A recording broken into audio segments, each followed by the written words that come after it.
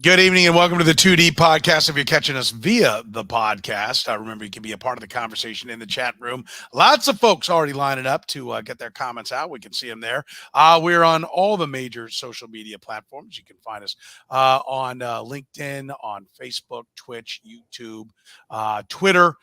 Just go there and you can see us. Usually 9 o'clock on a Tuesday, 9 p.m. Central on a Tuesday is when we broadcast live. We'd love to have you as part of the conversation there in the chat room.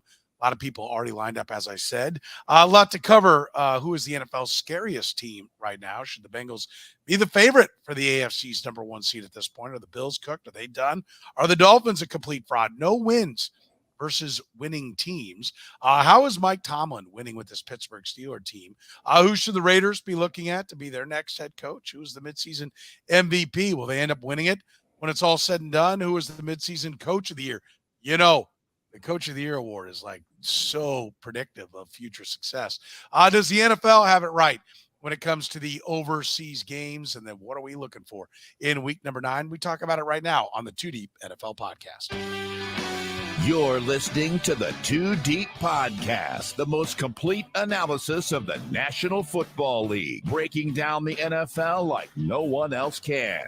2 Deep is hosted by Jeff Chadiha, Eric Eager, and Soren Petro. Jeff Chadiha is a senior columnist and on-air personality for the NFL Network and NFL.com. Eric Eager is the vice president of research and development for Sumer Sports. Soren Petro was the afternoon drive host of the program on Sports Radio 810 WHB in Kansas City.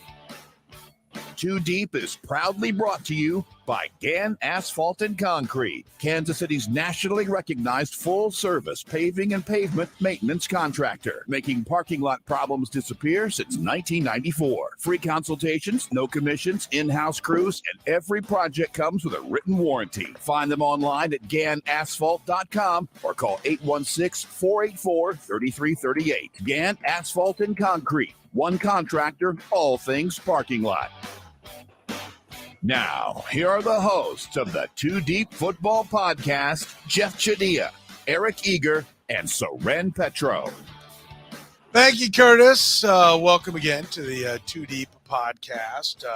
As we break down all things National Football League, we make the turn for the stretch run. Hard to believe that half, or kind of technically even more than half of the NFL season is already over, Jeff.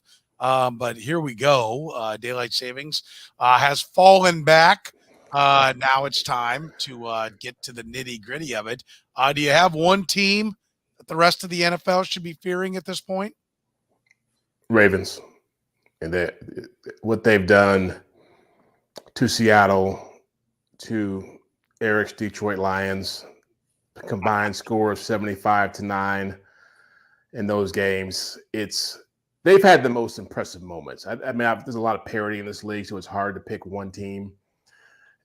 But for my money, like the way they're playing defense, they got the top ranked defense in the league as far as scoring points are allowed, and they're giving up 13 points a game. They got a ton of talent on that side of the football. And then Lamar Jackson is certainly in the MVP race.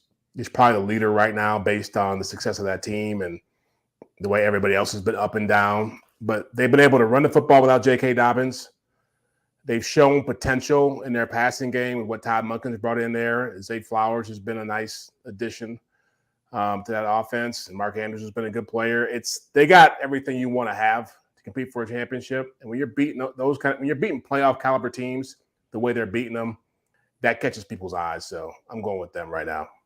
All right. Who's the team everybody should fear as far as you're concerned, Eric? Yeah, I mean, I agree with Jeff. I think Lamar Jackson's the MVP of the league right now. I think that as long as they stay healthy, there's really, they're going to be the Chiefs' main competitor in this conference. However, they never stay healthy, right? Like this is a team where, you're at a game, and you look at your app and you're like, oh, Lamar Jackson's hurt again, and they're playing Tyler Huntley or somebody like that in the game. So I like the Keaton Mitchell. He kind of reminds me a little Jamal Charles, kind of 09, mid-season kind of guy who can break off runs and stuff. The defense is great. I think Mike McDonald is going to be a head coach in the NFL next year. And John Harbaugh will do the right thing, I think, most of the time in game. But I'm going to answer it with Cincinnati. I think Cincinnati right now, they're figuring it out. When they lost Jesse Bates, I think that hurt their defense. But they continue to still have, they drafted, Cam Taylor-Britt, and, they really, they have some playmakers there still. Miles Murphy, who they got in the draft. And then Joe Burrow has been really, really good with the ball for the last month of the season. So, again, for Chiefs fans, it's Cincinnati. For Chiefs fans, what about the rest of the NFL? Well, no, I mean, like, it is, it's a thing. Like, I think that, like, the Chiefs are the best team in the NFL, but we answer this with that question every single year. And so who are you really afraid of? I think Cincinnati is a team you're afraid of. They're always, willing to do, they're willing to work through their aches and pains at the beginning of the year, and they come out of it stronger. Last year, they started out 4-4. They finished, 14-4 before they came to Kansas City and lost a close game. Like, they're a house, and Lou Anarumo does a really good job of playing a modern defense that forces offenses to get bored and to make stupid mistakes like Buffalo did the whole night on Sunday Night Football. And that's a winning formula in the NFL. Yeah. I think this is a tough question to answer, because you almost have to be like, okay, to your point, you said Kansas City, right? They're the defending champion. So, all right, who are they fearing, right? Like, okay, I think it's the Bengals. The Bengals have had the most success against them for sure. The Buffalo Bills should be fearing themselves. The Baltimore Ravens should be fearing health, right? Because they never seem to be able to get there. They've already got running backs banged up and everything like that. I think the Kansas City Chiefs are kind of a scary team. I'll be honest with you, because they don't have a bullseye. They're the 1 seed, and still all the talk is you guys both took other teams. They're kind of in a nice spot. They're working through some issues on offense. We debated it on our other podcast as to whether or not they'll ever get through them. But, if you want to be the man, you got to beat the man. And they've got a top 5 offense and a top 5 defense. Like, I think if you're everybody else, you feel like, okay, we're making strides on how to stop Patrick Mahomes, but now they can stop us. And that didn't be the case. Didn't used to be the case. So I think that's a scary proposition for everybody out there. I think, they're still the team to beat. And I think the fact that they can play defense should scare a lot of people. The beauty of it is, right, in the NFL, Chiefs and Eagles still got to play. And that's the 2 best teams in the 1 seed in each conference right now. Chiefs and Bills got to play. Chiefs and Bengals got to play, right? Like that's we're going to learn a lot, aren't we? Or are we from those games, Jeff? No, we are. That's the beauty of the second half. I mean, you can pick, and nobody even mentioned Philadelphia, who has the best record in the NFL, right? And so they're going to be a part of this too. But I mean, this league for the first time probably in over a decade is as even as it's ever been. I mean, you got so many teams that legitimately, I'm looking at the playoffs pairings right now, or just how they look on paper. You got 3 or 4 teams with a couple of losses. The Eagles have 1 loss. You could legitimately see a lot of teams sitting around 12-5, maybe 13-4 if they're lucky, but 12-5, 11-6 come January. And still, that I look at the Chiefs, the Chargers game in the past, that last game of the season for the Chiefs has usually been a walkthrough, and that could be a game to decide not only a first round bye, but a chance for the Chargers to potentially, they could still be fighting for a playoff spot at that point. And so I think all these teams have strengths. They all have red flags. Ultimately, the teams that have the best quarterbacks are the ones you're going to bet on. Usually, it's ironic you mentioned the Bills, because we'll talk about them in a second. Look at the best QBR in the league, Josh Allen. Yeah. Josh freaking Allen. You never would have guessed him after everything they've gone through there. So he could still pull some things out. But, yeah, I think the teams we mentioned, throw Philadelphia in there, are the teams you'd probably bet on winning a championship. Well, Jeff, you bring up a really good point, because you look at strength of schedule down the stretch here, sumersports.com/league-table.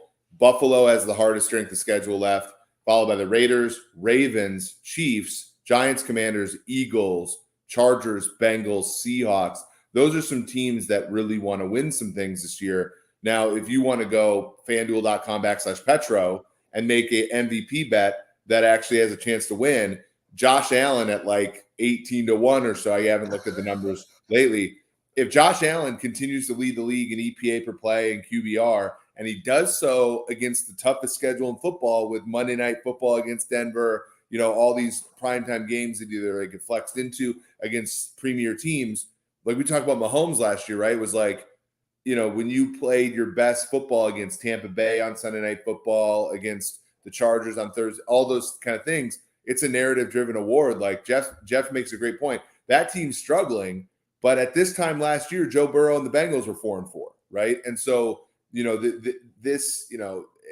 if Josh Allen can go up against that schedule and kind of slay a little bit, he's the MVP of the league, I think. Yeah. Predictably, Lamar's been the MVP to this point. Predictably, I think Josh Allen could be the MVP if he plays well against this slate. Let's dive a little bit deeper on the Cincinnati Bengals. I mean, where is the confidence level that the Bengals are all fixed? This looks like an absolute replay of last year. They got off to the slow start, they got it together, and they were beating everybody. And who knows, if not for a canceled game, maybe they end up being the number 1 seed, and maybe last year is different if not for the DeMar Hamlin situation. Are the Bengals hitting the stride? Because I will tell you this, Joe Burrow looks like Joe Burrow again, and that's scary for everybody, to your point about the Bengals earlier. Yeah, you look at them. I mean, there's been news about Jamar Chase having a back injury and it being a concern for him. We'll see how that plays out. But when they're getting T. Higgins involved, they found another receiver. I always want to say his name wrong. Jovis. Is that how you say his name? Jovis. Jokovic. Whatever it is. It's a Greek name. Princeton guy. Tall kid. He's making plays for them. Irv Smith is making plays for them. They got tight ends catching the football on the offense now on a regular basis. But really, the Bengals are scared because their defense, as Eric pointed out, is even with the losses of those two safeties, are starting to make some serious inroads. And what they lost in experience, they gain in speed. Because you look at the back end now, you look at Daxton Hill, you look at DJ Turner, you look at Cameron Taylor-Britt. Mike Hilton is a really good slot corner. They a nickel corner. They got a lot of guys who can run back there, and it really shows up when they're getting after it. And a lot of ways, like the Chiefs defense, their speed has really taken them to a different level, and they've started to really pick up on what Anarumo wants to do. They got a lot of depth. They got some really good passers up front with Hendrickson and Hubbard and the other guys, DJ Reader. I feel like the most underrated part about that team is just what they're doing defensively and what they could become by the time the playoffs roll around. A lot like what the Chiefs became last year. There are some games on their schedule that still, are probably tougher now as we look at them than what we thought they would be coming in. The Texans next for them. The Steelers look pretty salty. They got to go to the Ravens, to the Jags, but Colts, Vikings with, Josh Dobbs at quarterback. They do have to go to the Chiefs. You mentioned the schedule. I think the way you ranked it, that they've got an easier schedule than the Chiefs, and they're only 1 game back in the loss column. And they have a head-to-head game, albeit narrowhead, but we know, yes, they lost the last time they were there, but they have had no problem coming into Arrowhead and winning. Should the Bengals be the favorite for the 1 seed right now, based on what they did last year and the way this shapes up, Eric? No. Like, I think that they have to actually catch a team in their division in the Ravens, and also I still hold out a little bit. I mean, the Browns have a historically good defense and a quarterback that used to be good, and a coach that's done a really good job at steering the ship in Kevin Stefanski. So I think that there are more impediments to the 1 seed than just Kansas City for Cincinnati, whereas Cincinnati has one impediment to the 1 seed, which is the other AFC teams and not their own division. So that would be my only thing from a numerical standpoint. Kansas City has a far better chance. Yeah, they do. They are a ways back as far as their game and a half back of the Ravens, but only 1 back in the loss column. And I think that's much more important. But you got to catch the Ravens and the Chiefs, to get the 1 seed. Like that is harder than the Chiefs simply holding off the Ravens, the better of the 2 of the Ravens and the Bengals. I think everybody would rather be the Ravens and Chiefs than the Bengals, right? Nobody wants to get off to a crappy start. But again, they've got a history of doing well, and they play both those teams head to head, so they can take care of that business themselves. They certainly have a chance to earn it if they want it. We're not surprised. I mean, like, it's Andy Reid, it's John Harbaugh. Like, it's not Bill Belichick anymore, but it's Andy Reid, it's John Harbaugh, Nick Sirianni and the Eagles. They're not going anywhere. Kyle Shanahan, I know the 49ers have lost 3 in a row. We'll get to that. But, same as it ever was is kind of where the tops of this looks, right? Like, we shouldn't be shocked about any of these teams that are up there, right? I think coaching, obviously, it always matters, but it matters more this year than ever because the ability to adjust, the ability to recognize the way the league is going, the ability to keep your team focused, to ride the wave. There are a lot of teams that are going to go through ups and downs in this league this year. And we're seeing it with the Niners. We're seeing it with the Bengals. We're seeing it with the Bills. The Cowboys obviously just took a tough loss in Philadelphia. And so really being able to deal with some of those body blows and stay focused and keep your team moving forward is a huge, huge challenge. Yeah, that's why I was looking at Pittsburgh, who I don't know how they win games, and we'll talk about them later too. It's like having coaches who can understand how to work with that and make the best of it and make your team understand that hitting your stride, playing good at this time of year in November and December and early January is what's going to decide who you are and what you're going to become and what kind of chance you have of winning a championship. And so, yeah, that's why I feel like the Buffaloes, the Bengals slow start, teams like that, it's not as much of a big deal because they've shown that they actually know how to win games when they start getting beaten up, start getting down. And they have the talent to get over it. So when you want to start betting on teams at this time of the year, look for the teams that have the track records. That's who you want to bet on. You mentioned the Steelers, also the Jags got thrown around there. Doug Peterson, Mike Tomlin, guys that wear rings. Yep. I mean, Pete Carroll's got the Seahawks in a playoff position right now. He wears a ring. I know the Cowboys, again, fell short late. That's kind of what they do, but they're in position to be in the playoffs. Their head coach wears a ring. Like, coaching matters. Right? That's pretty clear this year. I mean, I think, it is all the big boys.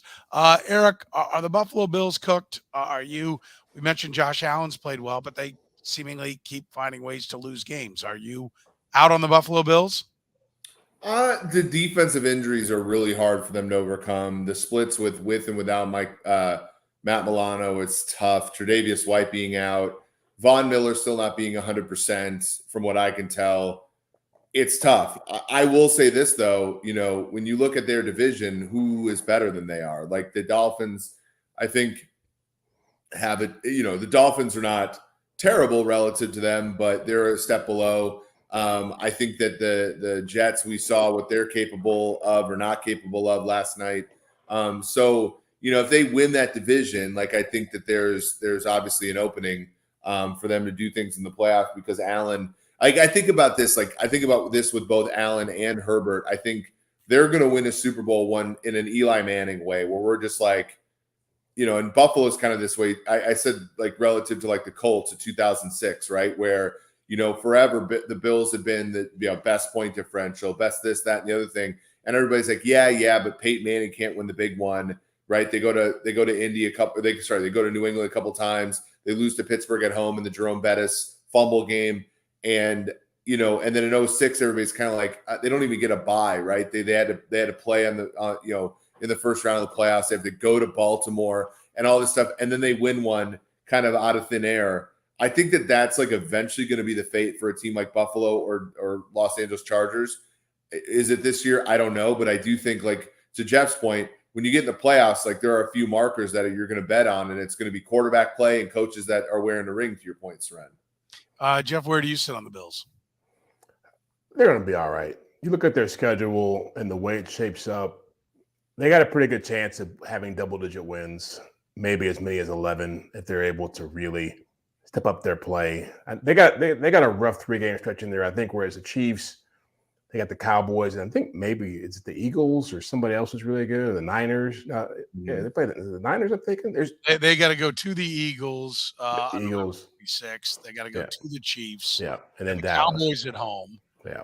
They have at the Dolphins still. Yeah, so that's tough, but we got Texans this week. They got the Bears in there. They got some games where you could see them, getting on a run. And they're a good enough team with that 3-game stretch there. They could probably pull out 1, maybe 2, and with that Eagles Chiefs-Dallas stretch.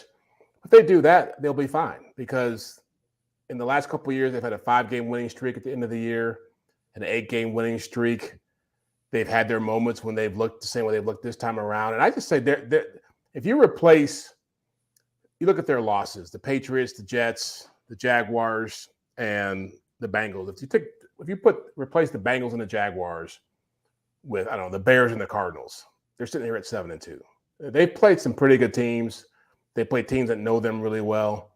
And so I don't slight them right now, especially with the injuries they've had.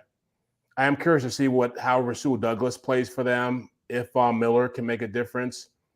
But again, the quarterbacks play at a high level, and I feel like their problems can be solved by what they already have in the building.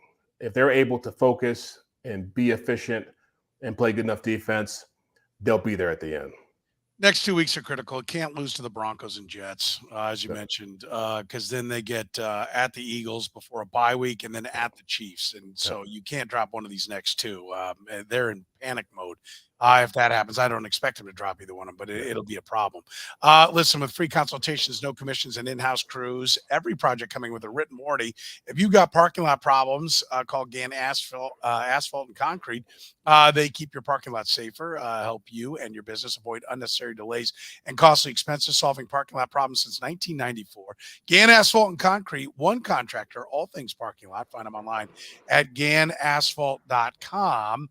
Are the Dolphins a fraud, Jeff? Let's talk about them. They have not beaten a team with a winning record. They had a valiant comeback attempt against the Chiefs in Germany, the early game, if people didn't see it. Are they, though, good football teams find a way to win close games. They didn't find a way to win this one. Are they a fraud? Are they a lot of hype about a lot of offense against bad teams? Right now, I'd say fraud. They can overcome that. And I think you saw flashes of that, what they could be defensively with Jalen Ramsey coming back into the fold, David Howard being healthy. They rushed the passer pretty well for what they got. I mean, Jalen Phillips is a good player. They've got a pretty good pass rush win rate, pressure rate, and I think their sack numbers are pretty decent. And Vic Fangio is a good defensive coordinator. But really the key for them is how well they can run the football and take pressure off Tua. Because you saw in that game against the Chiefs that when Waddle got hurt, their offense changed a lot. Not having Devon Achane being a weapon for them, he comes back into the fold. That's going to be a big factor for there because of his speed. The guy was averaging 12 yards a carry before he went on injury reserve with that knee injury. But yeah, I think they played better against the Chiefs in terms of the 3 games they've lost against contending teams. But until you beat a contending team, you can't be taken that seriously. And even in that game, the other night, they had a chance to make some plays at the end of that game where Cedric Wilson is running free past Jalen Watson and Tua misreads it and throws a duck that lands about 15 yards short of where he's at. And then they bad snap. Now, third string center in there, but bad snap. You watch the end zone, camera on that play. Jalen Waddle's got the whole field to run into on a post. You got to make those plays. Joe Burrow makes that play. Patrick Mahomes makes that play. Josh Allen makes that play. If you want to be a serious team, you got to make those kind of plays. Eric, they have not beaten a team with a winning record, but does that even matter? They're 6-3 right now. They have 5 consecutive games coming up. Raiders, Jets, Commanders, Titans, Jets, that they won't have to play a team with a winning record. At least right now, those teams don't have winning records. So they could be 11-3, still having not beaten a team with a winning record. That doesn't matter, right? That doesn't go into – it does when you get to the tiebreakers. They do finish pretty tough. It's salty. Cowboys at home, at Ravens, Bills at home. But the next 5 are against 500 or worse teams. Where do you sit on the Dolphins? Fraud or not fraud? I mean, I think the 99 Rams and Dick Vermeil only be one team with a winning record all year. And, they almost got run down by the Titans at the end, but they went on to be Super Bowl champions. Where do you sit on the Dolphins? Yeah, I mean, I think that they're certainly good enough to take seriously. But yeah, I just don't know. We haven't even dealt with this with the Tua injury stuff. The defense, offensive line, Teron Armstead played the other day. Connor Williams played, and yet it wasn't enough. And I think that if everybody stays healthy, you can depend on them to be a playoff team and maybe even a contender in the AFC East. I think the biggest problem, though, is it's not necessarily clear to me that everything is going to stay good, right? And their competition in the AFC East has already gone through almost every perturbation. I mean, other than Diggs and Allen, like that you could go through to their key players. The Dolphins, they lost Ramsey and they lost Armstead.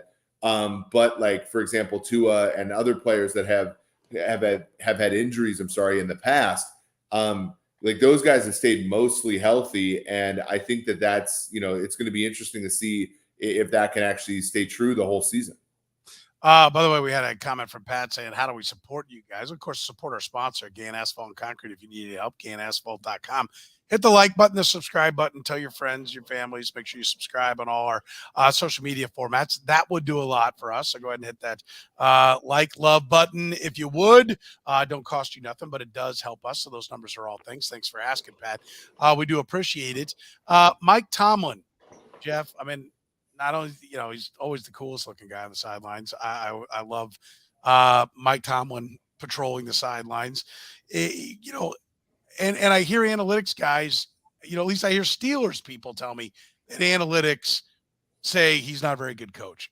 Eric, is that true? What do the coaching numbers say? I mean, he's not making fourth down decisions, and he's not good with time. Like all the in-game stuff he struggles with. But when you use like more of a top-down approach, you say like, look at the point spread.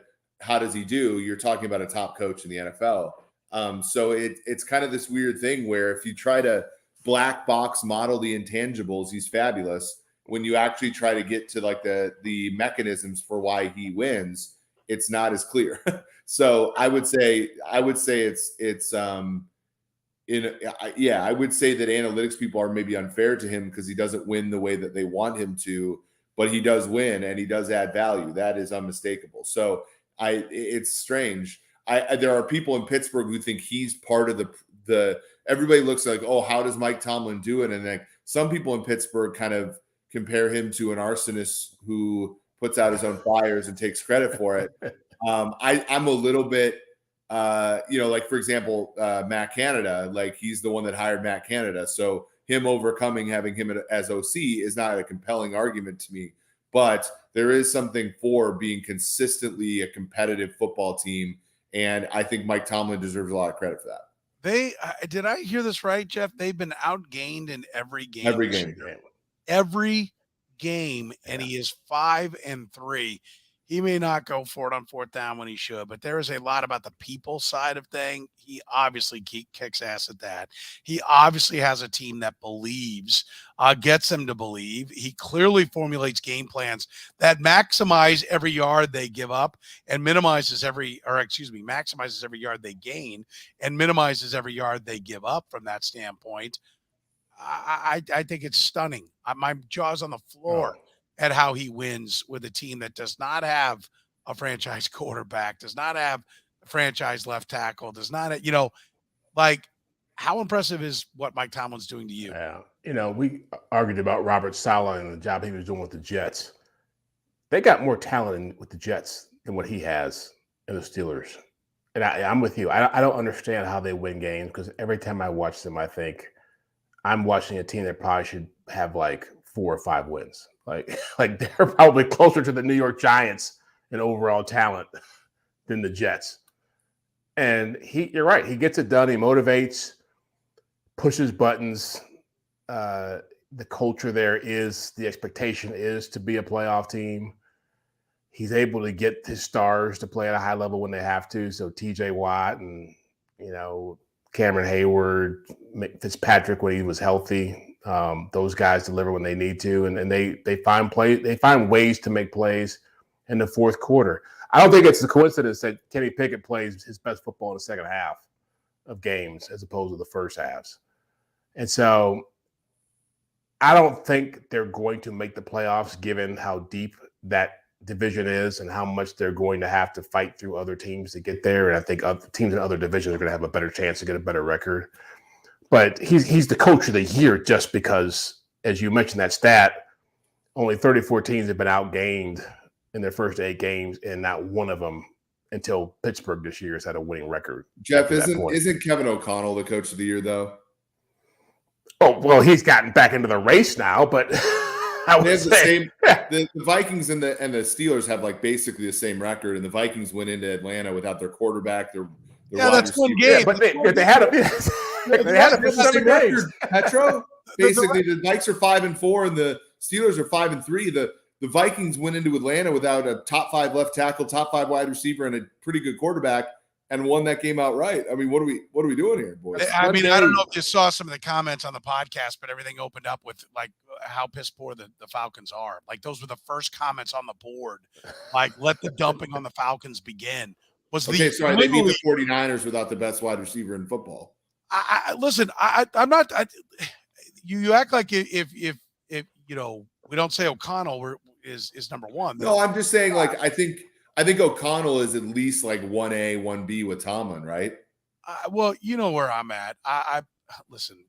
What did I tell you about Brian Daboll last year? Like the fattest bet I made was Giants under. Like that. Well, by the way, like that's a weird one, Petro, because he passes the fat coach test. He does, and that's devastating. And O'Connell and Tomlin like fail the fat coach test. Those are some square jaws there. So you're saying O'Connell is the coach of the year? I think Kevin O'Connell's the coach of the year. I mean, 1-4, that to 5-4. You were 1-4, and you lost the second best player in the NFL to injury. You lose your quarterback to an Achilles. Darrisaw's missed a bunch of games as well. The top end left tackle. I don't understand how 5-4 for a team that won 13 games last year and has missed their quarterback for one. If we're going to hand this award out, it's not. He's not at 11-5 or 11-6 at the end of the year, having gone through all these games. Let me see if he keeps winning with Josh Dobbs. I'll be happy to join the O'Connell bandwagon because he did kind of a Tomlin thing. He got outscored last year and won 13 games. Yeah. I consider that to be somewhat anomaly more than it is like, hey, we're going to do it again. But yes, he's proving to be a fine coach. He had Kirk Cousins and went 4-4. Not to like, well, they're 4-0 without Justin Jefferson. I think that's more my point. But like my thing is who's gonna finish the year with a better record? The Steelers or the Vikings is a good question. By the way, I love this. Pat says, "Eager, let's allow the season to play out before we give out all these awards." let's just. Hey, look, I'm happy to sleep a little early on Tuesdays, but we have a show to do every freaking week. What are we supposed to talk about, boys? Yeah, we're at the midseason point, so we're having our midseason award. So Eric didn't just hatch this; it was one of the topics we had on the board today. So, it is one of the things we want to get into. Is O'Connell? Let's go ahead. I mean, you brought it up, so let's finish the topic. I mean, is O'Connell your midseason award, or are you just saying he should be considered for it? I think he's easily the coach of the year. I mean, when you look, they're second in the NFL in terms of penalty differential, meaning like there's a very well-coached team from that regard. They dealt with a lot of turnover luck at the beginning of the year, bad turnover luck at the beginning of the year, but they were competitive with the Chiefs. They were competitive. They've been competitive in every game. And, they've had some impressive wins. The Niner win on Monday Night Football was very good. This past win, I mean, look, like you can say the Falcons suck, but they're an NFL team that had playoff aspirations, and you went on the road and beat them without your 3 best players. So I think that's like I have a lot of respect for him. To your point, last year he didn't have a great team. The other part is hiring Brian Flores and empowering him to run the defense. When a lot of people in the NFL, obviously suing the league or sued the league. And the other part is, we think about Kansas City, right? Back in 2010, Charlie Weiss got Matt Castle to 27 touchdowns, 7 picks. And, it's not as clean as this, but Todd Haley got jealous and ran him out of town. Like there is a skill to being able to manage people who are in some cases more talented than you. And I think he's shown that as well. So I'm a fan of Kevin O'Connell and the way he's handled himself as the Vikings coach. I am too. I think he's done a fine job. I think if you're going to beat that drum loudly, you ought to be over there beating the drum in New Orleans as well for Dennis Allen, because you constantly run Derek Carr and how bad he is. And yet here are the Saints with cap issues sitting at 5-4. The Saints got 5 turnovers on Sunday and didn't cover the spread. They're one of 12 teams in like NFL history to do that. The Saints suck ass. I'm sorry. I don't give a shit what their record is. The Saints suck. They have let me go back to sumersports.com. Isn't that the point? /league table. The easiest strength of schedule up until this point, the Saints. The next best one is Green Bay by 1.5 points. The Saints have had the easiest schedule to this point by 1.5 points per game, and they're projected to win 9.9 games. Go get a snow cone. And the rest of the season, they have the second easiest schedule, only behind the Falcons. This has been a cakewalk. If they don't win 13 games, they suck. I love how Eric was minimizing. Eric's minimizing Robert Saleh 2 weeks ago when he's like, "Hey, what has he done over there?" They lose Kirk Cousins for one game, and all of a sudden Kevin O'Connell is fucking Vince Lombardi. Like, can you believe the job he's doing? I mean, did you watch last night? Last night was a priv. We have at least the Vikings games are watchable. That game last night was a wake. I've gone to funerals because they had the quarterback for 7 games. I've sat through British literature classes that I'd rather sit through than that game. Robert Salah has made Jets games unbearable. Robert Salah's Jets are responsible for half of the league's downturn in offense this year. And the Saints are also responsible for it because they play the worst brand of football I've ever seen, which is to lean on Derek Carr to win, and he wins 55% of his games with the easiest cupcake. They play in the freaking MAC of the NFL. They suck. The Saints suck. Whoever comes out of that division is going to get waxed by Dallas by 40 in the playoffs. I'm going to use your Mike Tomlin arsonist setting his own fire analogy when it comes to Kevin O'Connell, who I like a lot. But when you start the year 1-4, you don't get credit for getting to 5-4. Like, you were part of the problem to begin with. Now you're part of the solution. I don't know. To me, if you can win 13 games with Kirk Cousins as your quarterback, you're a pretty damn good coach. You deserve a decent amount of credit. If you I don't know. How about this one from Justin? Goes 0-4 with Justin Jefferson. Wow. Give him a trophy. He goes 4-0 with Justin. Oh. Yeah.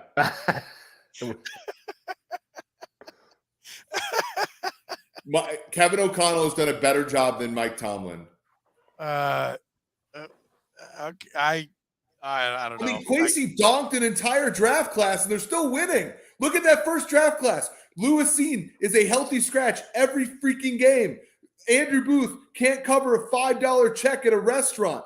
Ed Ingram is the worst guard in football. Kwesi donked an entire draft class, and they're still winning. Yeah. Okay. All right. By the way, I like this from Pat. This podcast is way more entertaining than last night. Thank you. Appreciate that. And I like this. Taysom Hill, second coming of Frank Gifford. Come on now. They're winning with a tight end throwing touchdowns. Eric, no, they're winning. They're only winning 55% of the game, despite the fact that they have Frank Gifford on their team. Let's look at it differently, boys. The Saints are an embarrassment. The fact that the Saints aren't 8-2 or whatever is a joke. They suck. I do love just the array of, like, when you're the analytics guy, you have a stat for everything. So no matter what you throw at Eric, he's got numbers to fire back at you. I'm not even down on O'Connell, nor am I high on Dennis Allen. I think you guys know that that's not how I pick my coach of the year. Jeff, is Tomlin your coach of the year? Midseason. There. I mean, I think Dan Campbell's going to get it just because he'll get the 3-year award. Let's divide that up. Who would you give it to now, and who do you think will ultimately get it? I give it to Tomlin right now. I give it to Tomlin, but Dan Campbell's going to get it because that was a team that was, 3 wins 3 years ago. Hadn't won a division title in 30 years. Hadn't been in the playoffs in 70 years. All that stuff. I mean, it's sitting there for him to take, and they're not going to get run down by the Vikings in that divisional race. So they'll be sitting there at 12-5, 13-4 end of the year, and he'll probably run away with it. But Mike Tomlin has done a heck of a job. I don't think that will continue throughout the second half. I think they'll probably end up being a 9-8 team. Yeah. Okay. And you've got McConnell now. Who ends up winning it, Eric? Yeah, if I had to predict, I would say Campbell. And I think for what Jeff is saying, like, I think like you look at kind of the egg on the face of having like a 1-year pop-up year as your award and what that can do. And it's kind of like variance, right? Kevin Stefanski wins it 1 year. They missed the playoffs for a bunch of years in a row. Mike Vrabel wins it another year. They missed the playoffs a bunch of years in a row.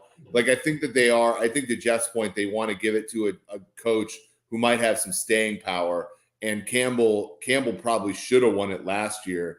And they're probably going to give it to him this year as a result. Daniel, that's not – I'm saying the Saints suck, and if they had a reasonable schedule, they'd be a 2-win team. The fact that they play in the NFCS, namely the FCS of the NFC South, the fact that they do, and they're only like slightly over 500 is a joke. They're I don't know, whatever.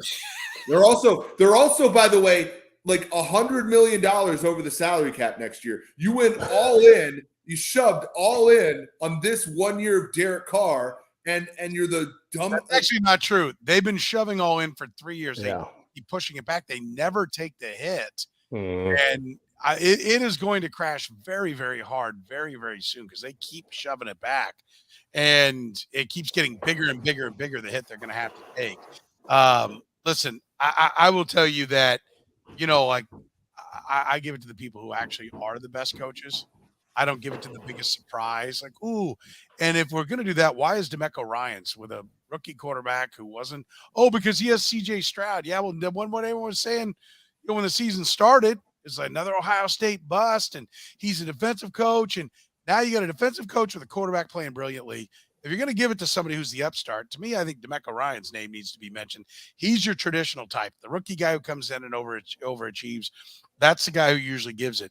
I will give it to me right now to Doug Peterson of the Jacksonville Jaguars. Yeah. They're 6-2. I like guys that actually are winning and are teams I think are going to win.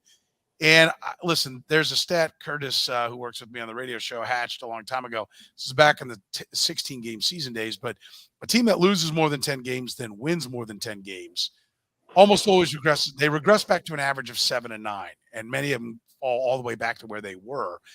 He did that last year. Granted, with a couple of first-round picks, number one overall picks, we know one of them is not that great. Walker, what's the DN? Trayvon Walker. But if you don't regress, you're the real deal. And he's proving again to be the real deal. Doug Peterson knows what he's doing. I think Trevor Lawrence is good to very good. I don't think he's great. But he's sure as hell making him look like it. And they lost. We talked about it going in. Offensive line losses. There was reason to be pessimistic about the Jaguars. The only reason to be optimistic was their division sucks. And that's played up. But they've got good wins, too. I'd probably give it to Doug Peterson. I think at the end of the day, it may very well be either Mike Tomlin or DeMeco Ryans. I think one of those two guys would be whoever has the best season out of those two. I think will ultimately get it. But Dan Campbell's going to get a lot of favor, too. But kind of we could have given it to him last year and we didn't, and now he's having a big year. I guess I take that back. He'll win it. He won't end up being my choice and all that good, unless he's the 1 seed, and then I'll be happy to give it to him. I'll be happy to give him that one. All right. Who should the Raiders be hiring as their next head coach, Jeff? Jim Harbaugh. We'll go with Michigan's Jim Harbaugh, who was probably on his way out of college football, coaching his last couple months, the way this whole controversy has played out. He's coached for that organization. He's been across the bay from them when he was with San Francisco and they were still in Oakland. Mark Davis is looking for somebody who's proven. I don't think he's going to go out and take a shot on a young guy who he's got to, buy into. Jim Harbaugh is a proven winner in the NFL. And no matter what people say, there's been a lot of talk about what will happen. Will he get suspended? Will the NFL just say, no, we're not going to let you be some kind of a sanctuary for running away from college football problems? See Pete Carroll in Seattle for that argument. Strolled right out of USC, all that fire left behind, And 3-4 years later, he won a championship with the Seahawks. I can see I can see Mark Davis giving Jim Harbaugh whatever he wants to come in here and coach this team. Who should it be, Eric? Good question. And put your face near your mic so most people can hear you. I'm just be relaxing, talking to the ceiling. Somebody said John Gruden. I like that one. If it's not going to be like Tom Brady trading for Bill Belichick, which I think is a real chance, I think it has to be a younger guy who, has some juice to him. So Ben Johnson from Detroit, Mike McDonald from Baltimore, somebody who can come in, relate to the players, and really push this thing forward. Harbaugh makes the problem with Harbaugh, Jeff, is like Mark Davis is poor for an NFL owner, right? So then you have $85 million that they got to pay these two guys, Ziegler and McDaniel. Then they got to pay. They still settled with Gruden. Like, I know the Las Vegas Aces keep winning championships, but that can't be enough revenue for Mark Davis to write off another mega coach. So I think it's got to be a younger guy that's not going to break the bank from a cash flow perspective. The point that was being made is we had Adam Hill, friend of the podcast. He fills in sometimes. He's our guy we go to for the Raiders, covers the Raiders for the Las Vegas Review-Journal. He was on our 2-minute drill segment on Monday, and we asked about the coach, and he said, listen, he goes, I'm not going to tell you it's going to happen, but I think it's a possibility that John Gruden is the next coach of the Raiders. And I'll point out that Adam Hill said the Raiders were interested in Tom Brady and Rob Gronkowski when they first retired from the Bucs, or when they first were leaving the Patriots, and everybody laughed at him and said it was a joke, ha ha ha. And 2 years later, after they'd gone to the Bucs, it comes out that absolutely they were there. They were very much talking about going to the Raiders. Adam had it absolutely right. And Adam's been covering the trial of John Gruden, or the lawsuit of John Gruden. John Gruden's attorney stood up and said, if they hire my client back as the head coach of the Raiders, he will drop the lawsuit immediately. There's a lot of people in the league that would like to see that happen. Mark Davis is kind of all over the place. And, listen, we know what Josh McDaniels said and how that would piss you off. It's like, I don't seem to be more concerned about the Patriots still as the head coach of the Raiders when he barks at Antonio Pierce or, trying to rally the Raiders. But to your point, Eric, about him not having that much money, that would solve it all. The law, if that's true, and his lawyer said it in court, or maybe it was after court, talking to the media. If that's true, that solves a lot of his problems. I don't think it's as far-fetched as you might think. When I put together all the things, the guy who's telling us this, line it up. That's not as freaky as you might think. I mean, I respect Adam's opinion a lot, so I'm not going to sit there and dismiss it. But it would be, I mean, this is a team that hired Art Shell 20 years after they fired Art Shell, or 10 years, or I can't remember what it was. Joe Gibbs, he had 2 stints in Washington. Is there any head coach who's had 3 stints with the same team? I would be hard pressed to think of one that's not outside of high school. Billy Martin. Yeah, Matt already had that up there. I didn't see that, Matt. Matt says John Gruden's the new Billy Martin. Yeah, he's Gruden did a really good job with Derek Carr, who everybody knows my opinion of him, and you can engineer a good offense with that guy. You're a good coach. But the league is going through some things from a DEI standpoint that I don't think hiring John Gruden, I think somebody steps in and says you can't do this, right? You have Brian Flores, who is amazing as he's showing in Minnesota, that you ran out of town. You have an issue with obviously Houston had their issue firing Cully, and then Lovie Smith, and there's not that wouldn't be a good. And then you have Antonio Pierce coming out this week and saying, look, we have a black head coach, black GM, interim GM, president, and female president. Thumb your nose at that. I don't think you can. I think you have to go. I don't think you can do the whole we're not going to go through the actual steps and just hire somebody. I don't think Vegas can do that. And I think the league is in their right mind to say, hey guys, look, you're not good enough to bypass the process of hiring a real head coach because you bypassed it when you hired Gruden in the first place. And then, Josh McDaniel was, you guys aren't good enough to thumb your nose at the process, is I think what the league would tell the Raiders. Yeah, I don't think it's going to be Deion Sanders, but that would shock me if it was. I think Antonio Pierce has got a better chance than people think. He's very, very highly respected. Steve Spagnuolo just gushed about him and talking about, always knowing that when he was a player, he was going to be a coach, and how great he was for him when he was with the Giants as his middle linebacker and working with him and coaching, internship type things and stuff. And he gushed about him. I think Antonio Pierce has got a better chance to keep that job. And that's the other thing that Adam said. He said, listen, they feel like they should have probably kept, Basucci or Rich Bisaccia. Rich Bisaccia, the offensive coordinator, who was the interim behind Gruden, that if they had it to do over again, they probably would have kept him. And special teams coach, right? Yeah. And so that they'll spend a lot more time. They won't just breeze right by Antonio Pierce like they did Bisaccia that time. That they'll give him a longer look. And there are a lot of people that believe he can be very, very good. If I'm Jim Harbaugh, I don't take that job. But then again, I don't know if Jim Harbaugh is going to have a choice. If he seems to want to go back to the pros, or at least be flirted by the pros to get raises at Michigan. If he does, I don't know. Do you like the Bears job? I guess the Bears job gets you all the control, but I think that's what the Raiders job gets you. He could walk in there and you're the GM and the coach. The Bears have a GM and the Chargers have a GM. Yes. Everyone tells me that Spanos is not going to hire Jim Harbaugh. They don't want a strong personality in there.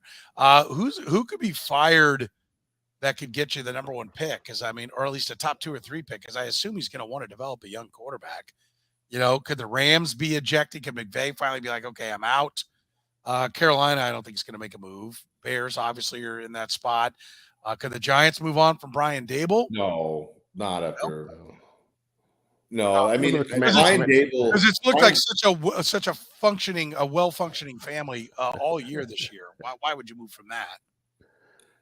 I think Dable has cover because he like probably didn't want to sign Daniel Jones. Like Dable reminds me of another coach of the year, which is Nagy, right? Where I'll play nice with your dumb little quarterback for a year, but if I make him look great, we're not buying into him, right? And Nagy did that with Trubisky. And then in year 2 of Nagy, it was like he was calling plays to show the owner that Trubisky sucked. Dable's like, I'll make your dumb little quarterback look good this year. But then I from what I can see, he very clearly was not on board with paying Daniel Jones real money. And so I think he's got covered, much like Nagy did for a few years after the thing falls apart, because he's like, I didn't want this quarterback in the first place. I was making, chicken, salad out of, in that situation. So I think Dable has cover. It's not like McDaniel where he's like, all right, let's get a Patriot in here and Jimmy Garoppolo, let's do this thing. I think Dable is kind of a bystander in some ways for ownership and the front office to get Daniel Jones. And Daniel Jones, let's not mince words. Daniel Jones is the source of all the BS that's happening in New York. I do think Pig's right. Listen, I think the Bears job is the most attractive job because of the draft picks you're going to get. You got the top 2 picks. I think that's where you want to go, but somebody's got to offer him that job, and he's not been off. Thought he was going to get offered the Vikings job, didn't get offered the Vikings job, so he's got to get offered that job to make it happen. Let's go with another midseason award here. Who's the MVP at the midseason point, Jeff, and will they win it when it's all said and done? Lamar Jackson right now is the MVP. It's not a great crop to choose from, but he gets it because he's been the most consistent.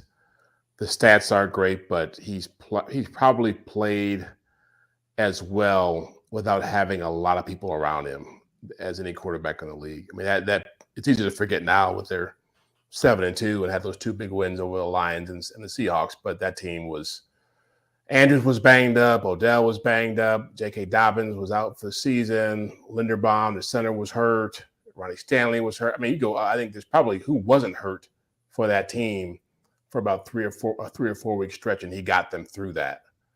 But yeah, I think he'll be will he win it overall?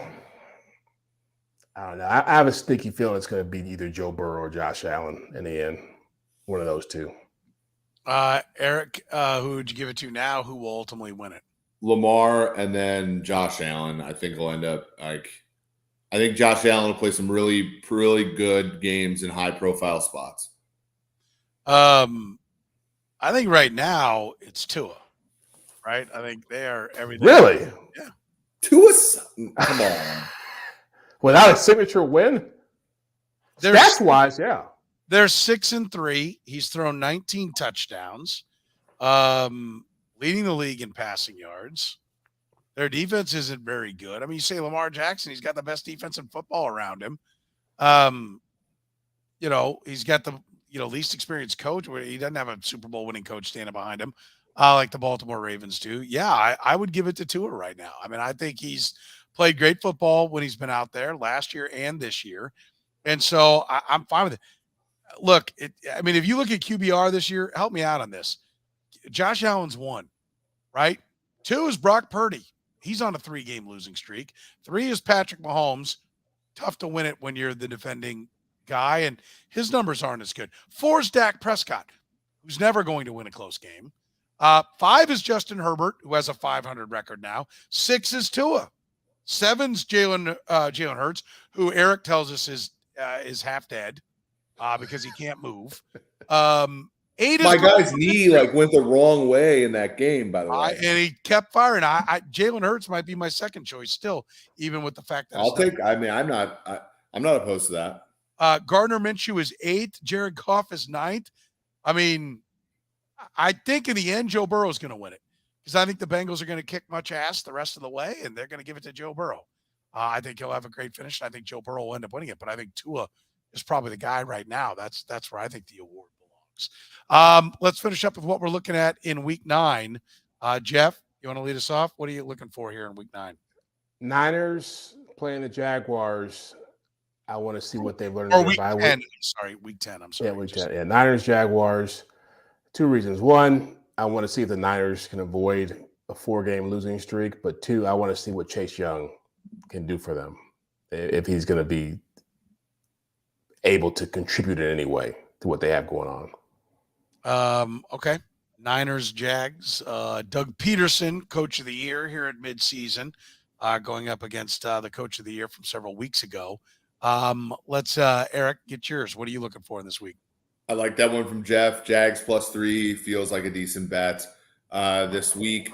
I'm also looking at Browns Ravens.